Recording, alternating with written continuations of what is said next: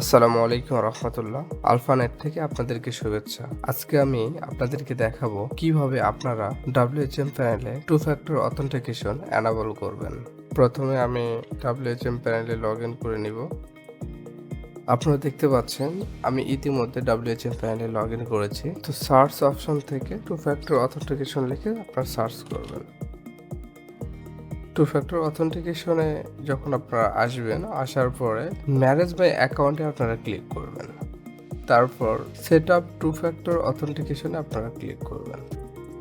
আপনারা দেখতে পাচ্ছেন এখানে একটি কিউআর কোড আছে। তো এই কিউআর কোড এখন স্ক্যান করতে হবে। এর জন্য আপনাকে আপনার মোবাইলের অ্যাপেল স্টোর থেকে অথবা প্লে স্টোর থেকে আপনাকে গুগল অথেন্টিকেশন অ্যাপসটা আপনাকে ইনস্টল করে নিতে হবে। যেহেতু আমার আগে থেকেই গুগল অথেন্টিকেশন অ্যাপসটা ইনস্টল করা আছে, সেই ক্ষেত্রে আমি এটা এখন স্ক্যান করে নিব। আপনারা এটা স্ক্যান করে নেবেন।